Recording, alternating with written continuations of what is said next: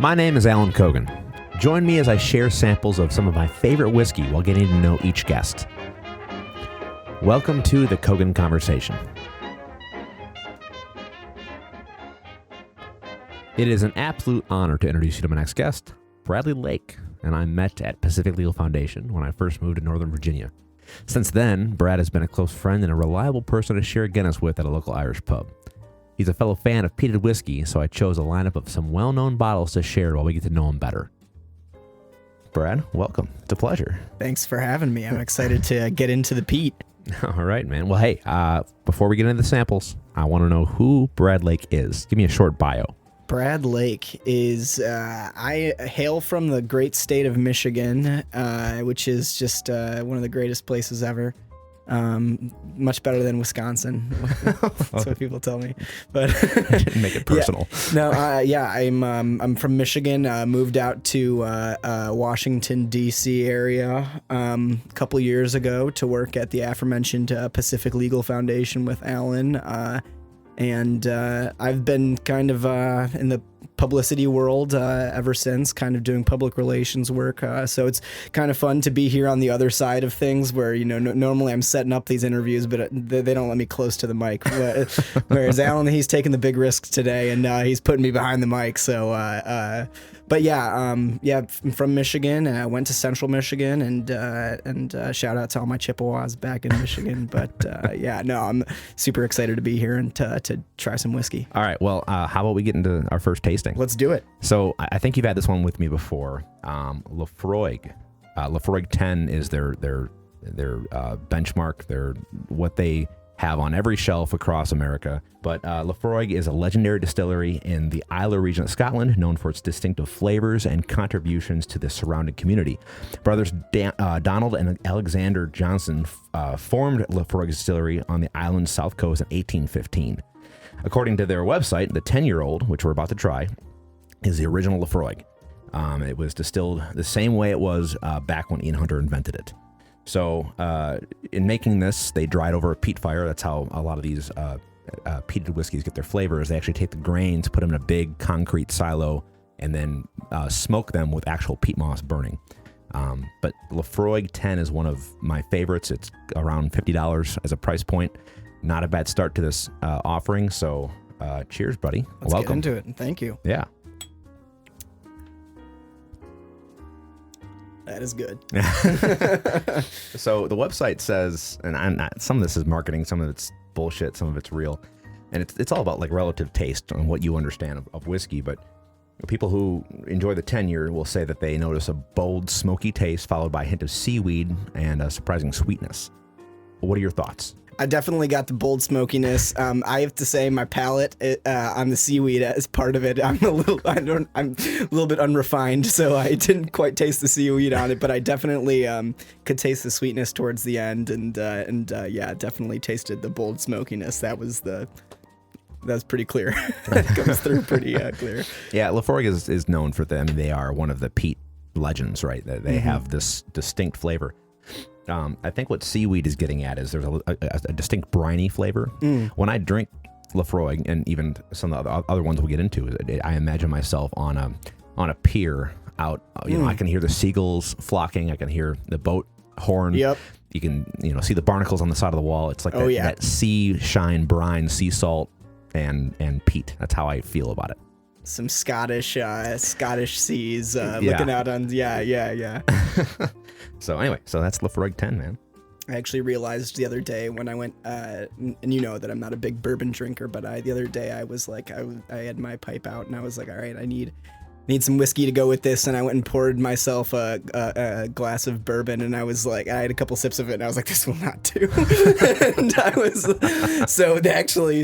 you mentioned the price point on this, and I'm like, well, this might be the one that sits in my cabinet if by the end of this. We'll see. They actually have a cool set that they sell for like, I think it's like $65 or $70. So the bottle itself is $50, but they sell the bottle with 2 Laphroaig glasses in a collector's edition box, and it's just for marketing. But for $10 or $15 more, you get 2 glasses, and I don't know. I will always have this on my shelf. Whenever I run out, this is, I mean, it's inexpensive, it's accessible, it's at every store you can find. And it's so tasty. And it's tasty. It's smooth. It doesn't, I mean, for being a lower end scotch, people look at that price point and go, Yeah. But no, it's great. Who do you consider your hero or someone you look up to? Well, I mean, honestly, I look up to my dad. He's a very friendly, outgoing guy. I kind of pride myself on being a very friendly, outgoing guy. He puts his family and friends first, which is something that I appreciate about him, and that's something that I try to do in myself. And he puts, the way he cares about the people that are in his friends and family is something that I aspire to. On a kind of, I guess I'll take it on the other side of it. On another level, I would say Nelson Mandela is my go-to when people ask me this question, because I don't know that I agree with him on literally everything he did. I mean, because in history, in the history of an uprising and a full-on revolution in their country, obviously there's going to be some gray areas, right? But I always admired his dedication to the causes that he believed in, and I always appreciated the sacrifices that he went for, that he kind of took upon himself, and the sacrifices that his family went through just for their vision of freedom and a better country and a place that they wanted to be in, which is really inspiring to me. So I would say Nelson Mandela and Jeff Lake are the two people that I would look up to. It's kind of like the Mount Rushmore. It's Brad Lake. You're gonna go to Grand Rapids, Michigan, and see Jeff Lake statue next to a. Jeff Lake, the DeVosses, and then that's awesome. That's pure Michigan. No, that's great. I actually have self-admittedly not done as much reading on Mandela as I wish I have. I've only known like what I've learned in high school, a little bit in college, and then just random articles that pop up here and there about. And you saw Invictus, right? Of course, the documentary. Yeah, but no, yeah, he actually, I recommend this book to everybody. It was the book that actually really, I think, got me into audiobooks. I'm a huge audiobook addict, and it was A Long Walk to Freedom by it was Nelson Mandela's autobiography that really got me into it. And I mean, honestly, there was points of the book where you laugh. There's points of it where you cry, because it's just such a powerful book, and like. And his outlook on the world is just I don't know. It's just really powerful, and it motivates you, especially if you care about civil rights issues, which I do. I don't. Allan does not. And I quote Allan Cogan: "I do not care about civil rights." That's why he brought a PR guy on for this episode. One of my first guests. Yeah. He's gonna have to have me cleaned up after this. Brad's professional team in the background is shaking their head.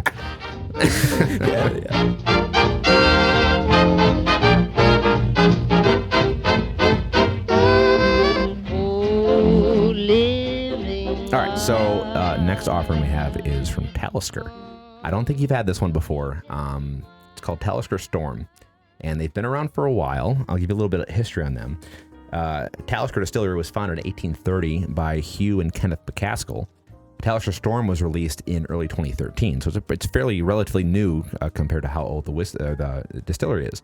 There's no age statement, though. There's a whole part of whiskey history, Scotch history in particular, where they had this whole thing where, hey, we're not going to start labeling things with age statements. Because it used to be if you're 15, 18, 21 year, that age statement would be a marketing grab. Oh, it's 21 years old. I can have that. No.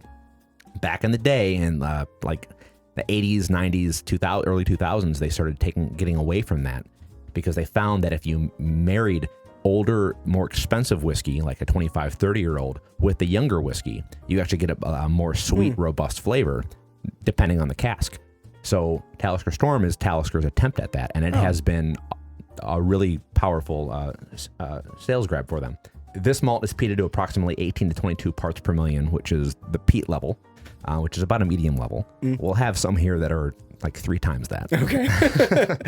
The only difference between this and the 10-year, which I know you've had with me, is the lack of an age statement. And they basically just use some recharred ex-bourbon barrel whiskey.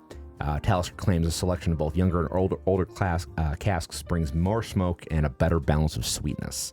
And this is around $70. It's not worth it, in my opinion, but it's still really good. Okay. So, cheers. Cheers.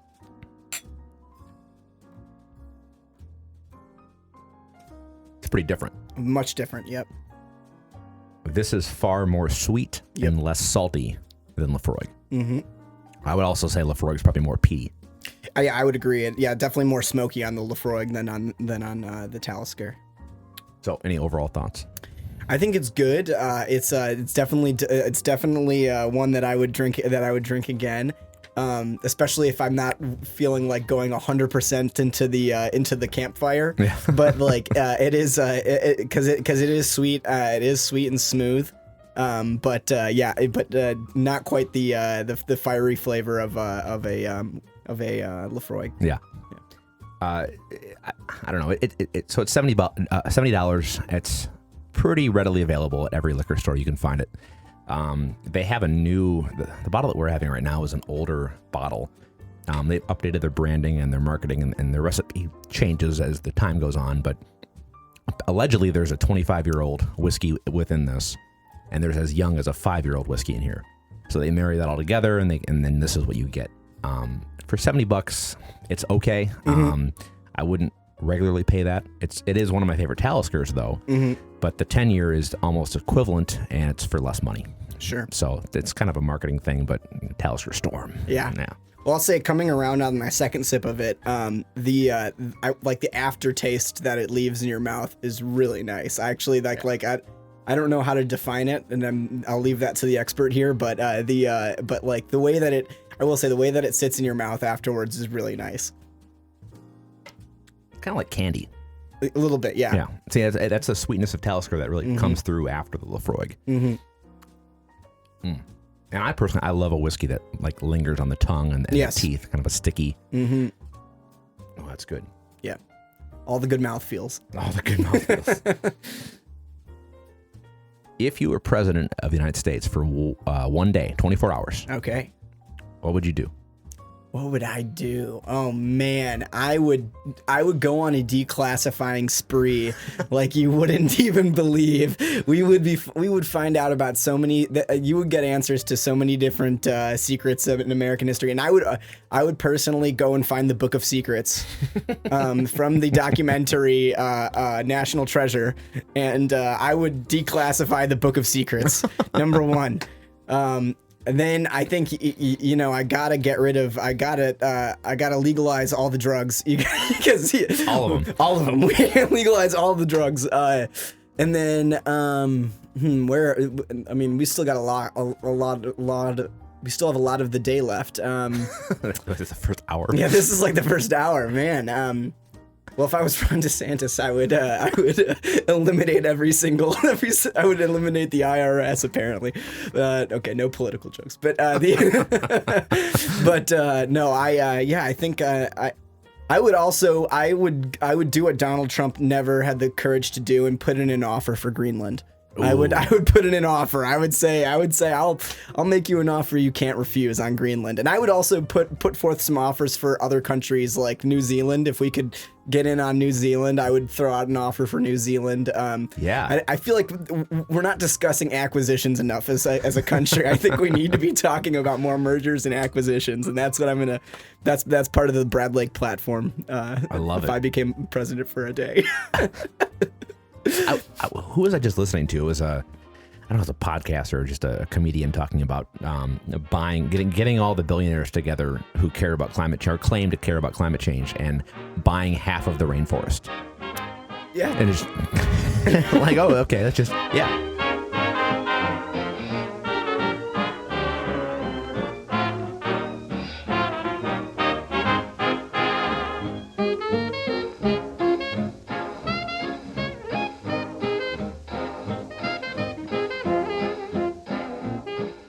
This I know you've had with me before. This is one of my favorites. It's the Ardbeg Uigeadail.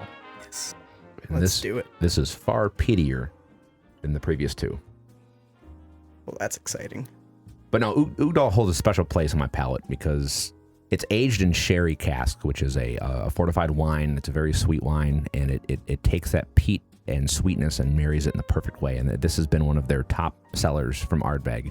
It's one of their flagship whiskeys. Their Ardbeg 10, the Uigeadail. You can find them anywhere. Uigeadail is around $75 to $80 depending on where you go, and it's worth every penny of it. But the website says that Uigeadail is a special vatting that marries Ardbeg's traditional deep, smoky notes with luscious, raisiny tones of old ex-sherry casks. It was first bottled in 2003 from whiskey produced in 1993 and has become a must-have for any Ardbeg fan. So, cheers. And you notice, too, that this is a darker... oh, yeah. It's that sherry cask coming through the wood. Beautiful. So, cheers, brother. Cheers. That is nice. A lot of people that I've sampled this with have used the word meated. It's got like a smoked ham flavor to it. I was actually just about to say, if you were to ask me what it was, I felt like it was like a grill, like we're grilling meat, like that was like the smoky, like a Weber grill with some meat on it is what. Yeah. And people you've enjoyed peated whiskey with me before, so you're initiated to that flavor. People who have never had a peated whiskey, it's very offensive. They don't know what to do with it. Uigeadail is, I think it's around 45 parts per million, so it's double the one we had just previously. Mm-hmm. But it's almost like a punch in the gut. It's like, oh, hey, have you ever drank a cigar while like snorting charcoal off your grill? Now, to me, this is tame compared to what other things we'll try today, but I don't know. It's one of my go-tos. So. Yeah, no, it's delicious, and from this one sip, I can still feel it I can still feel it heating up my my chest. It's it's great, and you get a lot of sweetness on that too. You do. It's a different sweetness in Talisker. Talisker is more of a candy sweet. Mm-hmm. This is more like a, I don't know, like a cherry or a fruited sweet. Yeah. And it's funny, actually, when you said that, as you were reading through and saying, talking about what the tastes were going to be like, I was expecting it to be a lot less sweet than it was. Right. Because I was just based on the amount of peat that's in this in comparison to the first two, I was expecting it to be, but really, it was a very balanced between the peatiness and the sherry. Sweetness. Well, just for fun, because the bottle actually says bacon and bonfires. Yep. I mean, that's spot on. Actually, that's actually, I think, very accurate. So you want liquid bacon and liquid campfire. Those are two of my bacon and campfire are two of my favorite things. So yeah. This is my question for non-Scotch drinkers. Do you hate bacon and campfires? What are you, a communist? Yeah, seriously. Double-breasted vest, gold wear my sticking. It's Heckler Pearl with a brand new tie and a brand new suit and a brand new girl.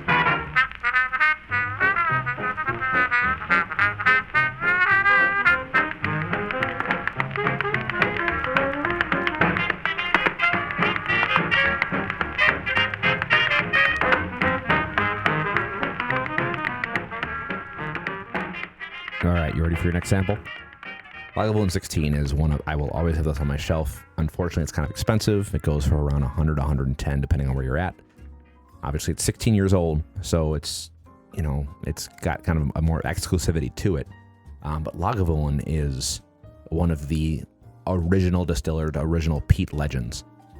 One of the OGs. Yeah. Their namesake has taken a massive marketing bump since partnering with Nick Offerman from Parks and Rec. Everyone knows him as Ron Swanson. Yep. And he's released several special editions, such as the charred oak cask and the Guinness cask for Father's Day specials, and the Lagavulin 11, just the normal 11. So he's brought that marketing kind of crisscross, cross-pollination from U.S. to Scotland and vice versa. So they have infiltrated. Well, I also watching Parks and Rec and Ron Swanson enjoying Lagavulin and steak. Everyone's like, I got to do that. That's cool. Yeah. That's me. It's aged in oak cask for at least 16 years, of course, and this is considered Lagavulin's benchmark dram, and it's revered by many in the whiskey community. It's won numerous accolades over the years. Lagavulin is said to be one of the oldest distilleries on Islay and is world-renowned for its smoky, peaty whiskeys. Again, they have kind of, them and Laphroaig probably together have created this peat moss legend that has taken over the industry over the last 250 years. Now they're self-proclaimed to be the definitive Islay malt. I mean, What do you think about that, Allan? I think that's up there. It's tough because they're so different. If I look at Ardbeg, Laphroaig, and Lagavulin as the three, maybe even Bruichladdich as the four top peated whiskey things that exist. I mean, there are other peated whiskeys that exist within like the Irish whiskey community, and there's even peated bourbon in America, right? Mm-hmm. It's just a flavor profile, but they're just so different.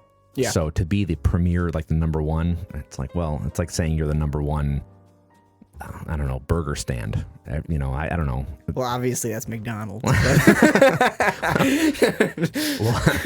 I don't know if the fine folks at Lagavulin would be happy with me comparing them to McDonald's. Probably not.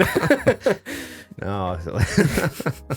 No, but I love this stuff, and unfortunately bars mark it up quite a bit, and you're looking at probably $20-$25 for a pour of an ounce and a half or an ounce of whiskey. It's definitely worth the bottle if you can find it. Mm-hmm. It was around the $80-$90 mark for a while. The tariff situation the last couple years marked it up to about $120. It came back down to about $100. So, but it's highly worth investing in if you want to try a high quality peated Scotch that is well known and credible. Awesome. So, cheers, brother. Let's give it a go. Damn, that is smooth. Yeah. That is so smooth. It's such a difference because that extra aging does a lot. Mm-hmm. Yeah. Honestly, of the first four we've had here, that this is I feel like is the one that's just like the smoothest. The I guess kind of what I would expect if I was like looking for a peaty, like for the peaty Scotch. So I guess I can understand why this is the.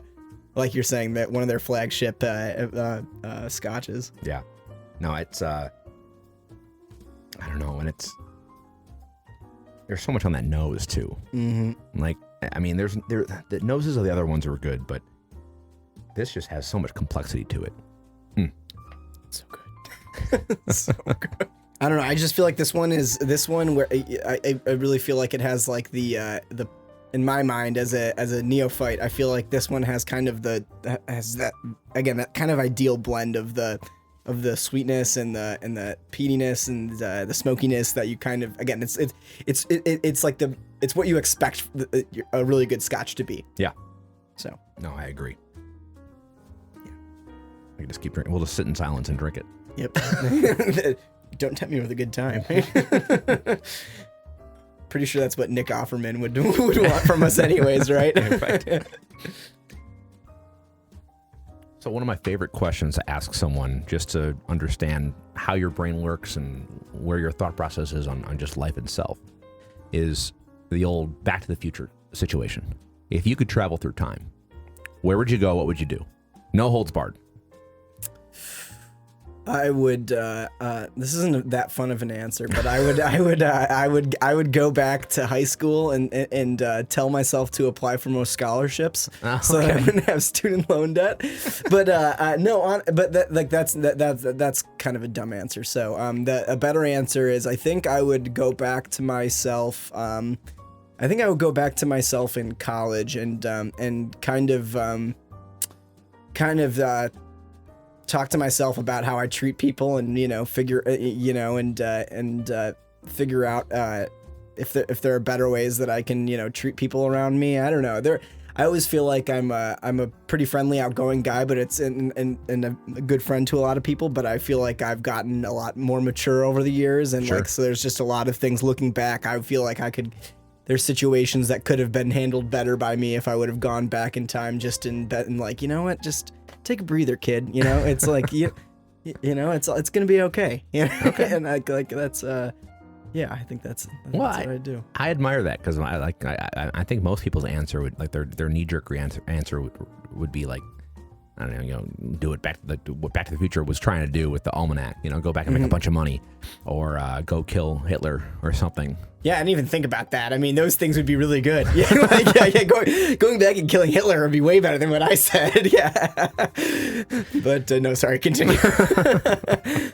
That's all you drink. No. That's right. I don't even know what I would do. I ask these questions. I don't think about it for me. I think I always want to go in the future. You'd rather go to the future? Just to see. because I'm not going to be able to live past a certain age.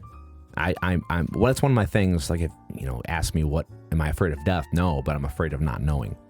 Like, that's why I kind of hope for if there is an afterlife or of some sort that I can. It's like a crystal ball. I can look down and just kind of watch, like a snow globe. Sure. I want to be able to turn on my Netflix account and keep watching what happens to humanity and the earth and everything. Do we eventually fuck everything up if we don't do it in our lifetime? But what does the year 3000 look like? I think, yeah, and I definitely feel that in a certain way, because for me, and I don't know how you feel about this, but I sometimes feel like I get kind of frustrated by the fact that I only get to live for a certain period of time. Yeah. And like that there's so much to be done. There's so much there's so many. I think about this all the time in regards to books. I'm like, I have an endless, growing list of books. Yeah. And I'm like, I probably am never going to read all of the books that I want to read, because there's just not enough time, right? Like, and it's just like, and then also, but also like you said, looking into the future, there's just things that we're just not going to know, which is frustrating as all hell, because like, it's like you want the answer. You want to know how things play out. It's like we have the ability to look back on. One of the reasons I love history is, you have the ability to look back on these things and to really kind of think about them in hindsight. But like, we don't get to do that with, what's happening right now. And I think that's like, I think it's frustrating for a lot of people. Yeah. I don't know. I want to know if, do we self-destruct, or is it, do we actually last the lifespan of the earth? Right. I mean, does Threads or Twitter win? These are the questions we need to ask. Elon Musk or Zuck? I mean, these are the existential questions. No, but seriously, yeah, it's, I mean, decisions that we make today, will they actually have an impact on tomorrow?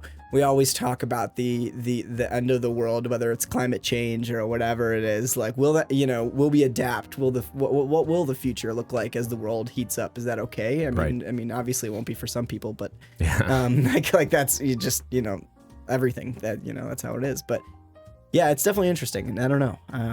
Well, one of the things I've always wondered is like, time travel. The question doesn't really have that many rules built into it, but could you bring someone back to your current time? Like, if I could travel back in time and bring back Thomas Jefferson, what would he say? Or he would be like, "What in the hell is this?" When you show him a McDonald's, he would be like, "What is this? This is the product of my republic." This is what freedom gets you. Oh yeah, a grimace shake. Yeah, listen, man, we won 2 world wars, Thomas. Okay. God Lord.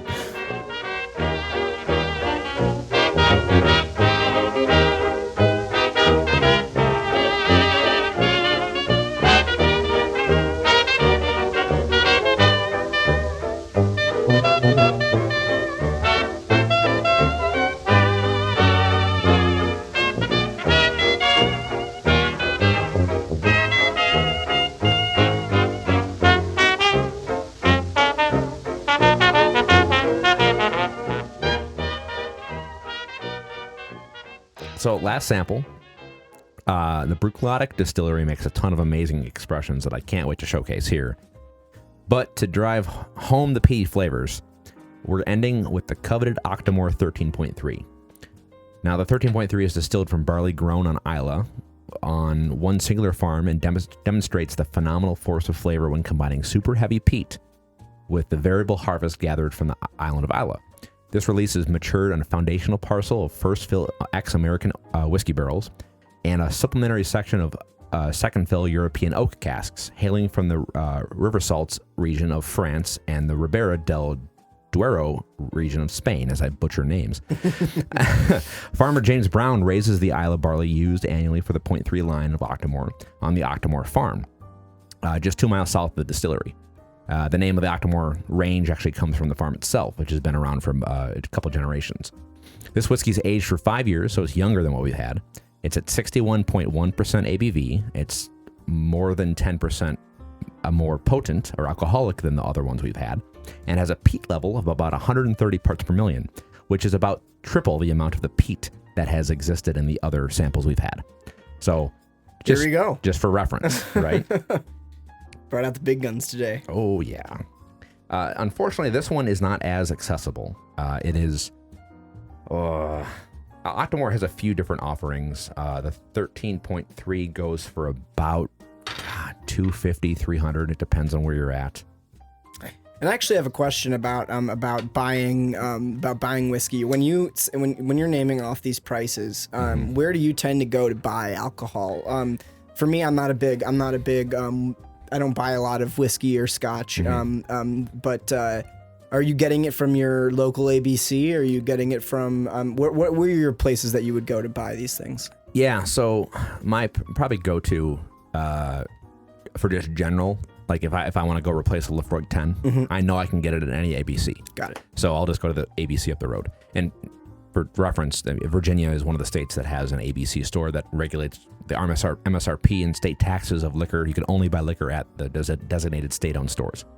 A place like Wisconsin or Michigan, where you're from, we have just, liquor stores. Right. Mom and pop shop. You could buy liquor at Walmart. You could buy liquor at a gas station. But I found that there are a few ABC stores that actually have a pretty good selection. And it depends because the people who run those stores, it's actually franchised.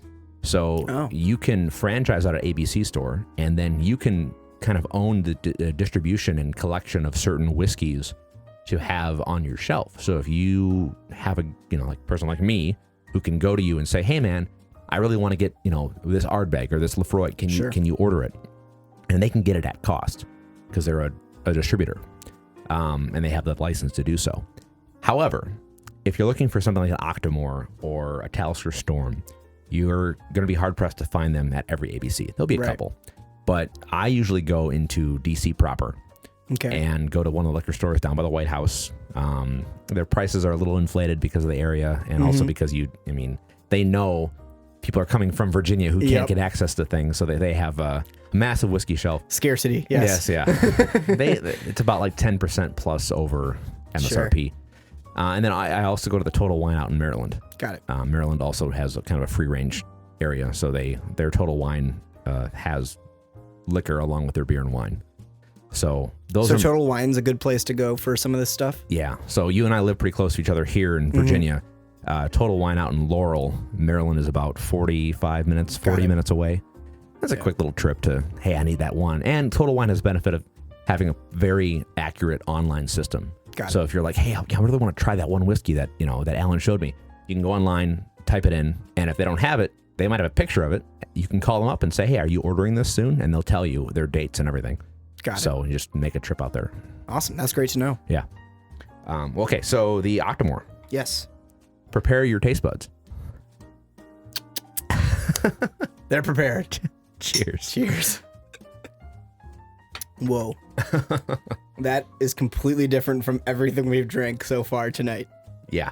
Like completely different. And I mean, I will say I can immediately right off the bat taste the level of peatiness on this one in comparison to the others. But wow. It's a little hard to train the brain to understand the difference between the peat spice that's kind of numbing your tongue right now and the alcoholic part of the whiskey. Right. So it's 61%. It's cast strength. That's far more alcoholic than the ones we've had so far. So that first sip is going to kind of numb your tongue because of the alcohol. Have another couple sips, and now we're going to get more of that peat. And that peat really numbs your mouth. It's very, very... I like to use the word offensive. It kind of hits you in the face, right? I love it. I love being offended. Good. Yes. But yeah, it's very, very, very different. And I don't know, they knock out of the park with this kind of stuff. Yeah. I love it. Where are they based again? Bruichladdich is... Well, they're in Scotland, obviously. Yeah. They're in Islay. They're okay. It's the southeast of Scotland. Okay. Yeah, they're a pretty big distillery. They have a less expensive one that I don't have to share with you here, but it's the Port Charlotte heavily peated 10-year. It's a gray cylindrical can. It goes for about $75. It's every bit as good as this, just not as peated. So it's very good. Yeah. Well, this is fantastic. You can mark me down as a fan of the Octomore. All right, so we're gonna come back to these. I'm throwing this last question over to my good friend, the late great James Lipton. So he ended every interview of Inside the Actor's Studio with the following: If heaven exists, what would you like to hear God say when you arrive at the pearly gates? Finally, you got here. Like, my God, we've been waiting for you, man. You're the legend. We've been waiting for this guy. It's not heaven till Brad gets here. My goodness, like, that's the obvious answer, right? Like, they've just been waiting for me to get there. Like, God's just like thrilled. He's like, this guy, it's been boring as shit up here until, and that's how God speaks. He gets very old school and biblical. He's like, I've been bored as shit without Brad. I need this guy.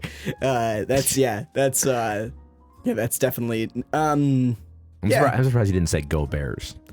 Yeah, if God was a Bears fan, what the hell are you doing? Like, intervene right now. Intervene right now. If you are a Bears fan, get involved right now. That's all I'm gonna say. He's a masochist. We have been just absolutely brutalized for so long. I mean, why are you doing this to your what's that meme? It's like, gosh, God, why are you giving your God, stop giving me your toughest challenges. It's like me as a Bears fan. Like, God, please stop. I just want to win at something.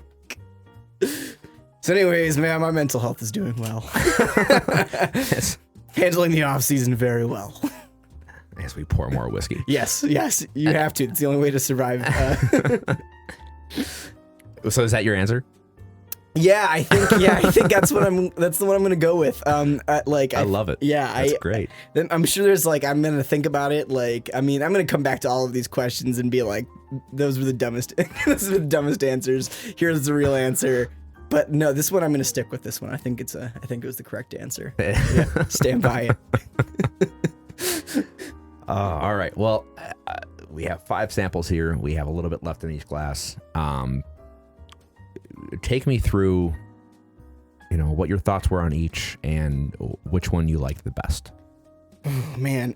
Well, I probably have the recency bias going a little bit. So I would say, I definitely, the Octomore was a favorite for me. It was just so different. That was, I think, what it was for me was that, the others were, they were, there was clear differences in them, but this one just like from top to bottom just felt like a completely different drink. Sure. But yeah, it was very fresh and very interesting. And then I would say I probably will say I'm gonna need your help with the name on this bad boy. It is the Ardbeg. The Uigeadail. Uigeadail. Yes, I very much liked the Ardbeg Uigeadail.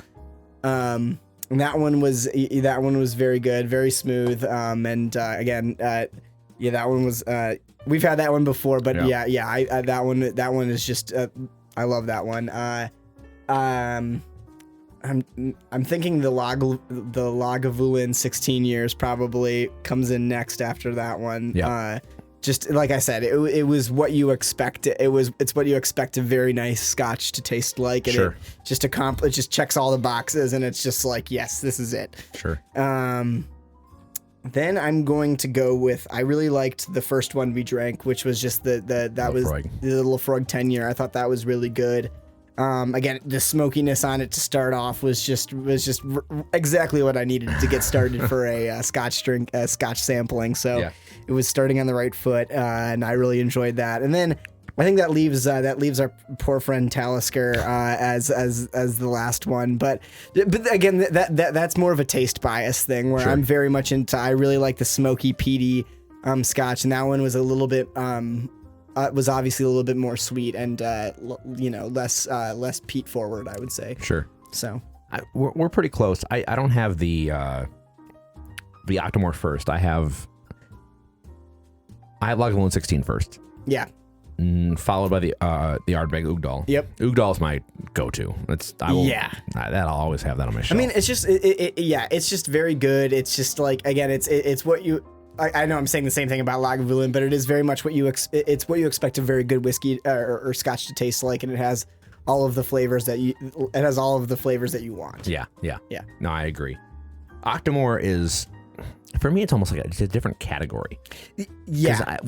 I have a couple issues with the price point, and I know it's exclusive. It's a special bottling. It is what it is. But when I think of ranking something, I think about accessibility and affordability. And I don't really want to shell out $300 every time I'm out of a bottle, and I like to share it with friends and you know with you, and it's part of the fun of having whiskey. But I can get a Laphroaig 10 for $50 and not feel guilty about opening that bottle. When I buy Octomore for $300, I kind of want to leave it on my shelf and look at it like, oh. And I think it begs the question, and like, is it $250 better than the other? Like, is and like that's where it's like, for me as somebody who's tasting your whiskey, like it's like I can say, oh yeah, that's why this one happens to be I chose this one today because this was the like I said, recency bias played a factor, but also it had all the peat that I love. But yeah, it's when you're thinking about a price point and something like that, yeah, it's like 250. It's, I mean, percentage wise, I mean, is it that much better than everything else we've had today? Well, and I think that's relative, right? That's subjective. Mm-hmm. That's like saying what's the best whiskey. People always ask me like, what should I get? I'm like, well, what do you like? Or do you like chocolate? Yeah. Because if you don't like sweet things, I'm not going to put you to bourbon. Right, exactly. I mean, again, that's me. It's like my brother, he likes whiskey a lot. He's a bourbon drinker. He really likes bourbon. My dad loves bourbon, big bourbon drinker. And one year I bought my brother a bottle of scotch because I figured that both of us could, drink some scotch together. And I poured some for both of us, and he had like one sip of it and was like, this is gasoline. I can't even drink this. Like, he was like, I don't know how you like this stuff. He's like, but he was all about the bourbon, right? Right. And that's like, it's like, for me, it's like, as I've been finding out over the last year, I think I'm really all about the scotch, and the bourbon doesn't quite do it for me in certain areas. So like, yeah, it's really all about what you like and what you expect from your spirits. Yeah, well, and even comparing these, the saltiness of the Ardbeg and the Laphroaig compared to the more sweet of the Lagavulin 16. Mm-hmm. I personally like the brine. Mm-hmm. I like that sea salt flavor. I like to be kind of transported to it. You're standing there in a foggy day. Yeah, and I love that. I love that.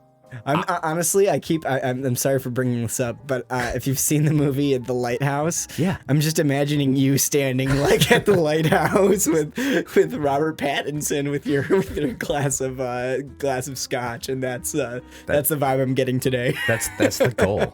Yes, is it the goal?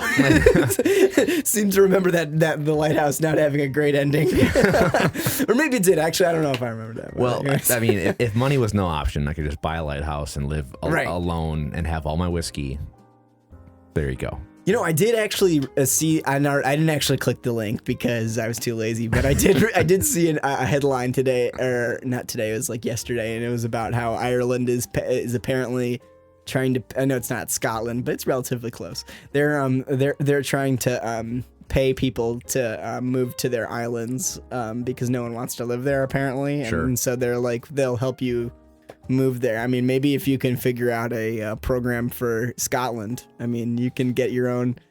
Is there an island that's like right there, right next to all the distilleries you can get? I'm sure I could find something. Yeah. You just got to work out a good deal with the Scottish government. I think that's the main thing. Renounce my U.S. citizenship. For Scotch, yeah, I think so. Yeah, for Scotch, yeah, I think so. Shit.